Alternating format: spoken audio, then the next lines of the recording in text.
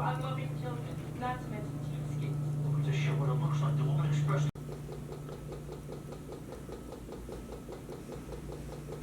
So it is a little quiet around here tonight. My buddy, my friend, my roommate, Gary, is now gone, and it's a sad night. But it is a very, very positive thing for him. He's going out to the great beyond, the operational Air Force, and this is actually how he felt right before he left.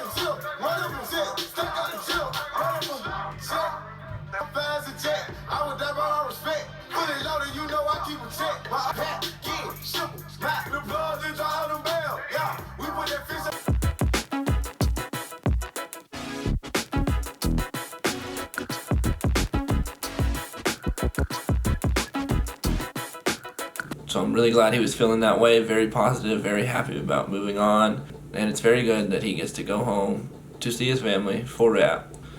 But yeah, it is kind of a quiet night here at Shepherd Air Force Base. It is a Friday night. I decided to eat some food, study a little bit, and just kind of get the dorm room in order since he has left. Just get it all in order for myself and for the next roommate who will be coming in maybe Monday, maybe not for a week or two, just all depends. I wanted to shoot a video, so this one's going to be about the first night you get to BMT, 0 night. So let's go to MEPS the day before you actually ship out to BMT.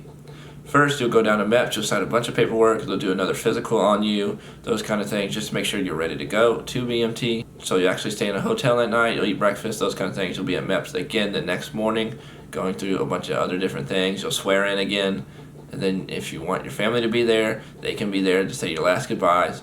So the transportation to BMT is a little different for everybody. I know some people flew. I actually took a bus. It was a charter bus that took us from Dallas all the way to San Antonio. It was about 5 hours, I think, and we stopped one time at Golden Corral, which was very, very good. Make sure you eat up that whole day prior to BMT and while you're traveling to BMT, because there's no telling when you're going to get your next meal, and it will probably be a box nasty. And just a quick summary of a box nasty. I actually like them. It's just basically a sub sandwich that comes with mustard, mayonnaise, comes with orange juice, comes with a pack of Oreos, and it comes with pretzels. So the transportation actually getting to BMT is a little different for everybody. Like I said, if you do fly, you might leave a little bit earlier than I did. I left about noon, I believe, from Dallas MEPS, and it took us all the way down to the airport where everybody was arriving. So if you're on a plane, you'll arrive at an airport. And once you get to that airport, you'll sign in a certain terminal, and there will be, I believe they're MTIs, I'm not sure, they were technical sergeants, and I think they're MTIs, but you'll sign in with them, and that's where it really all begins. Once you sign in, they'll tell you to put your cell phone away. You won't be able to use it, anything like that. Just make sure you're getting your phone calls, your text messages on the way to BMT, to that airport, because that'll probably be the last time you get to use your phone until about the 4th week of training. You get your first phone call. So yeah, after you get checked in, you get sat down with everybody else that's going to BMT, and then you'll see the white buses. They're basically just old white school buses come by the terminal in the park, and you'll all load up on those to go to BMT, to go to Lackland. Once you get on the bus, it's about a 20-25 minute ride to Lackland, and once you cross over the gate, it's game on, basically. I was very, very excited once I got on the bus because I knew it was really here. I'm actually at BMT. I've been waiting over a year and a half for this moment. I was so excited. I was so excited to get it started. So you get to Lackland, you park outside the PRC. Most likely that's what my experience was. I wasn't really sure about other squadrons, but if you're going to stay in Disneyland, which is the new dorms, you most likely go to the PRC. And once you get to the PRC, you get lined up outside the PRC. They'll get you off the bus, and you're holding your bag, you're holding your packet of information that you got from MEPS to take to BMT. And they're not yelling at you too much right then, but they're just trying to get you inside so they can get all your paperwork processed before the MTIs actually get you and take you to your dorms.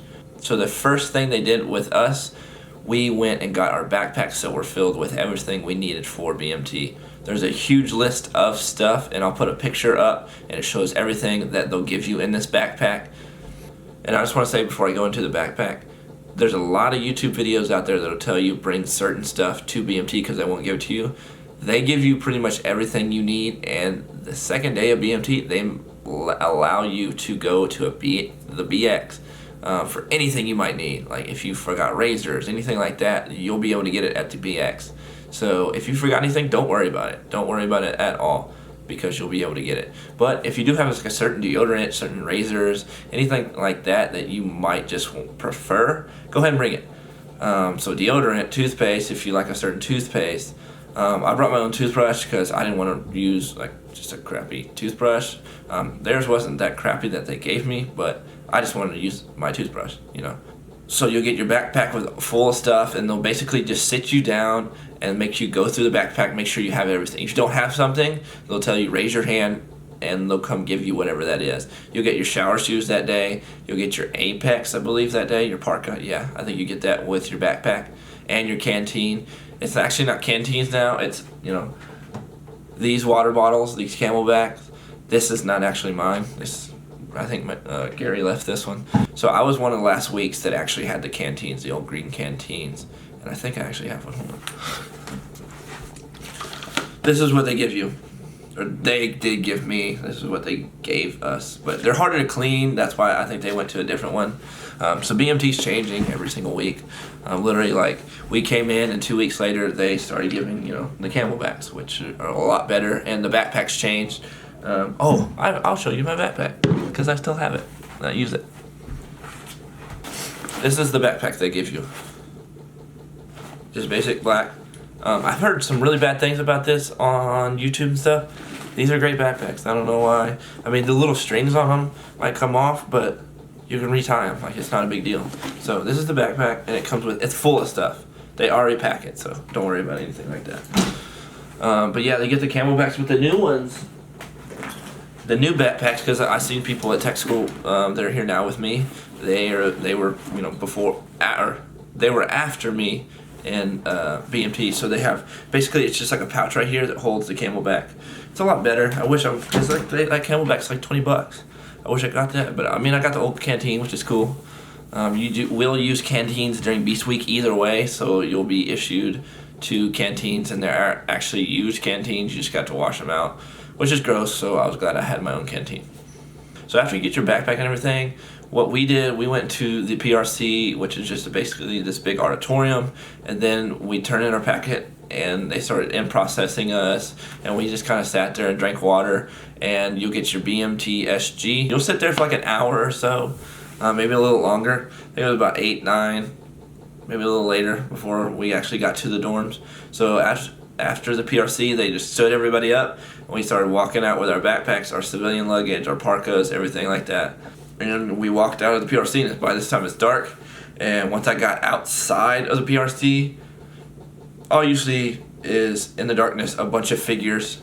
There had to be 20 of them. You're all lined up, and they put you in order before you actually leave the PRC into your flight. You don't actually know that until you actually leave and go to your dorm, that it's at your actual flight. So you walk out, we're all in single file line, and all you see is the dark figures with the wide brimmed hats. And you, at that point, you know, because you've seen the YouTube videos, you know who they are, MPIs, immediately.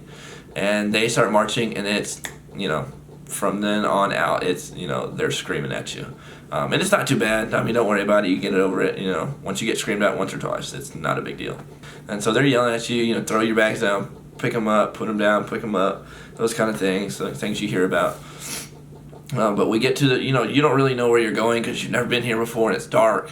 So you're just walking, just listen to what everybody, all the MTIs are saying to you, and just follow the lead of whoever's in front of you, and you'll be fine. You'll get up to the dorm. So when we got up to our dorm, they're like, find a bed, you know, get behind it. And we took off running through that dorm just to get to a bed, and we put our stuff down on the bed, and we stood there at attention. And our MTIs, they came through. They made sure we had certain things out for the next day, because the next day obviously started at 5:45, so we had to get everything ready for in the morning. They said get out an outfit to wear the next day, have it out. I think they let us brush our teeth for 5 minutes, and they made us get everything ready for the next day. Paperwork, they said if you had any paperwork, get it out, and it's all very, very fast, and they're making you do it very, very quickly. And you're supposed to put everything in your wall locker, and then basically have everything sitting out for the next day, brush your teeth, everything ready to go. And then they're like, all right, get in bed, lights out. And, you know, at that point, you're so scared. I mean, you're not so scared. And then at that point, you're really just so like hyped up. You really can't sleep. I couldn't sleep that night at all. I was like, oh my gosh, that was a little crazy. I didn't get a phone call that night. Some people actually do, get a phone call that night to be able to call and say, hey, I made it, to whoever you need to call. I called my wife, obviously, but that was not until the next day, I believe. I got to call the next day, call my wife. I bawled my eyes out because it was just a new experience. Once I got to week 4, I didn't cry at all on my phone calls because I was used to it. I liked it. It was very, very cool. And I knew the end was coming. I was almost done. But when you're day 2, you're scared, and you call your wife and you're just like, oh my God, or you call your mom, whoever it is, and you're just like, holy crap, like it's intense. So Zero Night is a very, very cool experience. You're only gonna get it once in your life. Honestly, I miss Zero Night because it was such a fun thing. But once you actually get into bed, you're a little hyped up. So I didn't really go to sleep till like 1 or 2. We woke up at 5:45. Didn't have a lot of sleep. But that's really where it all begins. You're never going to have Zero Night ever again in your life, so really take advantage of it. Take everything in, the experience as you do it. It's nothing to be scared of. Just really, really live in the moment for that night.